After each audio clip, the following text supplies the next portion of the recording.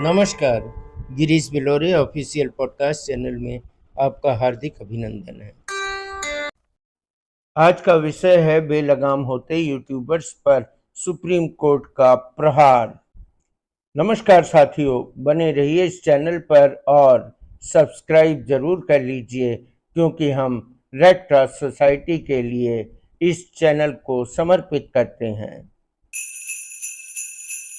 Content के सहारे सुर्खियों में छा जाने वाले रणवीर अलाहाबादिया और समय रैना, इन दोनों के बारे में आप बखूबी जानते हैं। टीआरपी बटोरने वाले इन दोनों यूट्यूबर्स रणवीर अलाहाबादिया और समय रैना के अपने आपत्तिजनक बयानों के कारण कटघरे में फिर से खड़े हो गए हैं। तो जानिए मामला क्या है।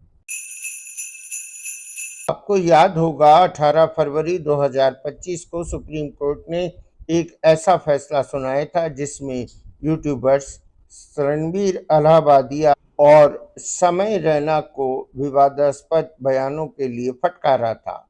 बियर बाइसेप के क्रिएटर रणवीर अलाहाबादिया ने समय रैना के शो इंडियाज गॉट टैलेंट में माता पिता के संदर्भ में अश्लील टिप्पणियां कर टीआरपी बटोरने की कोशिश की थी और इस बार समय रैना स्टैंड अप कॉमेडी के बहाने दिव्यांग जनों के मजाक उड़ाने के लिए कटघरे में खड़े किए गए थे। श्रोताओं, सुप्रीम कोर्ट के जस्टिस सूर्यकांत ने रणवीर के बयानों को घृणित और अपमानजनक बताया और कहा कि लोकप्रियता का अर्थ यह नहीं कि आप कुछ भी बोल सकते हैं।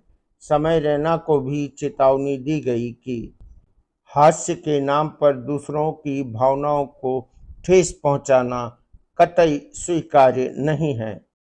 सुप्रीम कोर्ट ने दोनों को अपने सोशल मीडिया अकाउंट्स पर सार्वजनिक वीडियो जारी करके माफी मांगने के आदेश दिए हैं। श्रोताओं, इस संदर्भ में एक बहुत बड़े प्रतिष्ठित कॉमेडियन श्री के नायकर का कहना है कि वे कभी भी मंच पर किसी के प्रति कभी कोई ऐसी टिप्पणी नहीं करते जिससे कि बॉडी शेमिंग जैसी स्थिति उत्पन्न हो। के नायकर कॉमेडी के किंग हैं और वे जबलपुर में रहते हैं। माननीय सुप्रीम कोर्ट ने मानवीयता दिखाते हुए रणवीर अलाहाबादिया के खिलाफ महाराष्ट्र, असम और जयपुर में दर्ज एफआईआर से उन्हें संरक्षण दिया और यह भी कहा कि वे जांच में सहयोग करें तथा पासपोर्ट जमा करें। कोर्ट ने अपने आदेश में यह भी कहा है कि अब कोई इस मुद्दे पर एक नई एफआईआर दर्ज न की जाएगी। जस्टिस सूर्यकांत ने कहा कि वाणी का व्यवसायीकरण जवाबदेही के साथ आता है। यह फैसला कंटेंट क्रिएटर्स के लिए एक चेतावनी है। अभिव्यक्ति की स्वतंत्रता का अर्थ यह नहीं है कि दूसरे की भावनाओं पर आप ठेस पहुंचाएं। श्रोताओं, यह फैसला केवल रणवीर और समय रैना पर जाकर रुक नहीं जाता, यह फैसला सोशल मीडिया क्रिएटर्स पर भी लागू होता है। मामला ऑनलाइन कंटेंट की नैतिकता और जिम्मेदारी के लिए एक नया अध्याय खोलता है। जस्टिस सूर्यकांत ने डिजिटल युग में सामाजिक संवेदनाओं को बनाए रखने की दिशा में एक बहुत बड़ा कदम उठाया है। अपने आदेश में सूचना और प्रसारण मंत्रालय को सोशल मीडिया और ऑनलाइन कंटेंट के संबंध में स्पष्ट दिशा निर्देश बनाने के आदेश भी जारी किए हैं।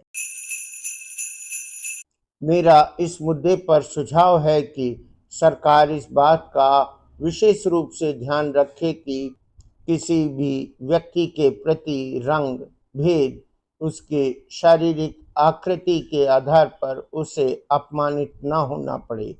सोशल मीडिया प्लेटफॉर्म्स पर यह बहुत सहजता के साथ हो जाता है।